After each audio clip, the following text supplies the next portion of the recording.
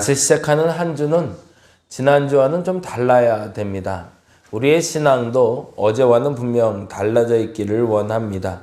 변함없이 한결같이 지켜야 될 것도 있지만 끊임없이 변화해야 할 것이 있음을 알아.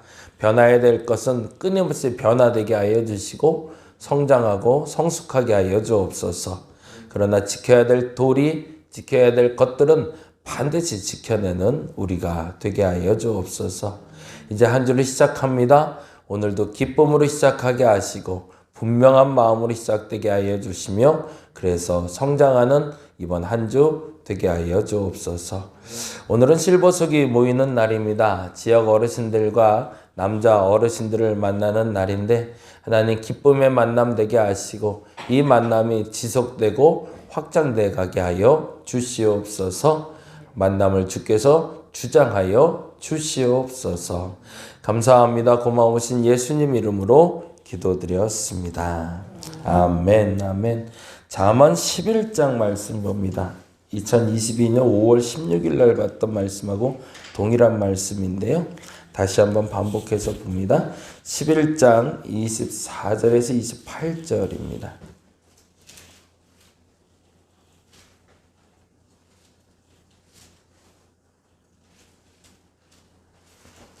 잠언 11장 24절에서 28절까지 구약성경 921페이지 어간에 있습니다.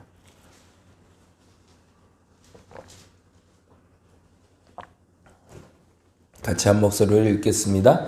흩어구제하여도 더욱 부하게 되는 일이 있나니 과도히 아껴도 가난하게 될 뿐이니라. 구제를 좋아하는 자는 풍족하여질 것이요 남을 윤택하게 하는 자는 자기도 윤택하여 지리라. 곡식을 내놓지 아니하는 자는 백성에게 저주를 받을 것이나 파는 자는 그의 머리에 복이 임하리라. 선을 간절히 구하는 자는 은총을 얻으려니와 악을 더듬어 찾는 자에게는 악이 임하리라. 자기의 재물을 의지하는 자는 패망하려니와 의인은 푸른 잎사귀 같아서 번성하리라. 아멘. 구제에 대한 이야기를 하고 있고요. 극률한 마음에 대해서 이야기하고 있는데 재미난 본문의 그 설명은 25절이죠. 구제를 좋아하는 자는 풍족해질 것이고 남을 윤택하는 자에게는 자기도 윤택하게 될 거다라는 표현하고요. 그리고 24절에 흩어 구제하여도 더욱 부하게 되는 일이 있나니 과도히 아껴도 가난하게 될 뿐이니라 라는 말이에요. 재물에 대한 기준을 정하고 있죠. 아껴도 가난하게 사는 사람이 있고 그리고 넘치게 나눠주는 것 같으면서도 부하게 사는 사람이 있더라. 그래서 이 본문 얘기할 때마다 제가 그리고 이런 구제 얘기할 때마다 그런 얘기를 한번 하는데 제가 신학교 다닐 때 제 월급이 10만 원이었거든요. 그때 당시에는 그 정도만 해도 괜찮았어요. 대학원 그 등록금이 120만 원 정도 됐었으니까 그 정도면 나쁘지 않은 돈이었던 거 생각해요. 근데 물론 그렇다고 해서 10만 원이 넉넉한 돈이 아니었거든요. 그래서 그 돈을 쓰는 방법을 어떻게 택하냐면 사람마다 달랐죠. 모든 신학생들이 보통 10만 원 받았거든요. 그 돈 받고도 열심히 일했으니까. 그런데 그 10만 원을 어떻게 쓰냐가 중요하죠. 그 10만 원 갖고 한 달을 살아야 되니까. 그래서 저 같은 경우는 어떻게 했냐면 더 이상 뭐 집에서도 따로 돈을 받아 쓰는 게 아니라 제가 그 돈을 가지고 용돈을 만들어 쓰고 학교를 가야 되고 밥을 먹어야 되니까. 아무리 계산해도 답이 안 나오는 거예요. 그때 이제 버스값 100원. 그리고 학교 앞 라면 300원. 그러면 이제 하루 이제 점심하고 교통비. 그래서 500원 쓰는 거예요. 그렇게 단순하게 계산해 보니까 이게 10만 원을 어떻게 쪼개야 될지 단순하게 이렇게 계산이 되더라고요. 그래서 받자마자 1,000원으로 다 바꿨어요. 은행에 가서. 그래서 하루에 내가 딱 쓸 만큼만 가지고 다니는 거죠. 그러면 내 삶이 어떨까요? 피폐한 거죠, 말 그대로. 네. 남들에게 밥을 사주는 건 상상도 못하고 그냥 집에서 밥이나 싸갖고 가면 밥 말아 먹어서 라면 하나 먹으면 하루 끝나는 거고 뭐 아이들하고 커피 마시는 건 많이 상상도 못하는 그런 상황으로 가고 있는데 이상한 건 선배 하나도 똑같이 10만 원을 받는데 세상 넉넉하게 살아요. 가끔은 고기도 먹고, 심지어는 어떨 때는 뷔페를 가서 먹기도 해요. 도대체 이게 뭔가? 그래서 그 선배한테 제가 큰맘 먹고 그 1,000원짜리를 조금 모아서 그날 들고 왔어요. 왜냐면 선배한테 밥을 사주면서 좀 물어봐야겠다. 어떻게 해야 되는 건가? 그리고 물어봤더니 그 선배가 아주 단순하게 그 얘기를 하더라고요. 나는 10만 원 받으면 그날 다 써. 그러시는 거예요. 아니, 그날 그 돈을 다 쓰고 어떻게 먹고 살아? 그랬더니 다 먹는 방법이 있어. 그러더라고요. 그래서 그 10만 원을 가지고 아이들을 다 데리고 뷔페나 좋은 데를 데려간다는 거죠. 그래서 그날 제대로 대접을 한다는 거예요. 그때 당시에 10만 원이면 꽤 잘 먹을 때였거든요, 학생들. 넉넉하게 먹을 수 있으니까 한 10대 명을 잘 먹여 놓은대요. 그러면 그다음부터 그 애들을 다 얻어먹으러 다니는 거야, 이제. 예. 야, 너 그날 그렇게 거하게 얻어먹었는데 밥 한 번 사야 되지 않냐? 그러면 그거 생색내기 위해서가 아니라 어쩔 수 없이 살 수밖에 없다는 거죠. 근데 내가 사주기를 거하게 사줬기 때문에 거기서 건성대접을 못 한다는 거죠. 똑같은 10만 원을 갖고 쓰는데 어떤 사람은 그 배품이 넉넉해서 돌아오는 것도 넉넉하게 돌아오는 사람이 있는데 어떤 사람은 그걸 궁핍하게 나름대로 아껴 쓴다고 쓰는데도 그 창고에서는 넘치도록 나오지 않는 경우가 있더라는 거죠. 그래서 오늘 본문에서는 크게 3가지를 얘기한다고 그때 5월 달에도 얘기했는데 이건 적어놔 두세요. 그래서 여러분이 기억했다가 나중에 반복하시면 좋겠습니다. 한 사람이 공동체와 함께 존재하기 때문에 이웃의 고통은 방관해서는 안 된다는 겁니다. 그러니까 공동체와 함께 존재하므로 이웃의 고통은 방관해서는 안 된다.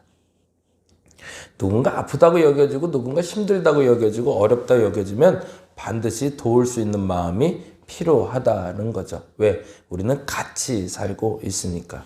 두 번째로 중요한 것은 부의 진정한 가치는 제가 이게 제일 중요한 말인데 부의 진정한 가치는 누림이 아니라 나눔이다. 여러분에게 물질을 주신 이유는 더 정확히는 내게 물질이 있는 이유는 진정한 가치는 누림이 아니라 나눔이다. 그래서 그 얘기 제가 많이 하는데 부는 종착역이 누림이 아닙니다. 종착역은 나눔이어야 됩니다. 돈은 누림이 마지막이 되어서는 안 됩니다. 그러면 병듭니다. 나눔이 될 때 병들지 않고 건강하게 사용할 수 있습니다. 그리고 정말 3번째로 너무 중요한 건데 물질의 풍요는 산술적인 계산이 아니라 하나님의 몫이다. 네. 100억이 있어야 부자다. 10억이 있어야 부자다. 100만 원 있어야 부자다. 이 기준은 산술적인 기준이 아니라 뭐다? 하나님의 몫이다. 하나님이 100만 원도 부자라고 말해주면 부자가 되는 거고요. 100억도 가난하다고 얘기하면 가난하다는 거죠. 우리의 산술 계산에서 100억을 가지면 부자 같지만 100억을 가지고도 피폐하게 사는 사람이 있고요. 100만 원을 가지고도 앞서 말한 대로 그 10만 원을 가지고도 넉넉히 사는 사람이 있더라는 거죠.